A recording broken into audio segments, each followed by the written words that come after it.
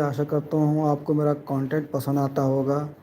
अगर मेरा कंटेंट पसंद आता होगा तो मुझे राय दीजिएगा मैं किस किस कंटेंट पे बनाऊँ ताकि आपको देखने में अच्छा लगे, ताकि आपको कोई नई नई जानकारी मिल सके।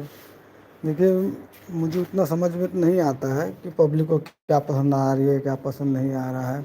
बस व्यू से समझ आता है, पर कई बार ऐसा होता है कि पब्लिक देख तो लेती है पर ना लाइक करती है ना सब्सक्राइब करती है, हम समझ नहीं आता कि हमारा बनाया कंटेंट अच्छा है भी कि नहीं। तो प्लीज़ सपोर्ट कीजिए, बताइए आपको कंटेंट अच्छा लगता है कि नहीं लगता है, और आपको किस टाइप का कंटेंट चाहिए। माता पे बेस्ड चाहिए या शिव शंकर जी, राम जी, हनुमान जी, जो आपको अच्छा लगे मुझे बताइएगा। मैं उस पर ज़रूर कोशिश करूँगा, अपना 100% दे के वीडियो बनाने की कोशिश करूँ। ठीक है, इसी उम्मीद के साथ मिलते हैं। गुड बाय, नमस्कार।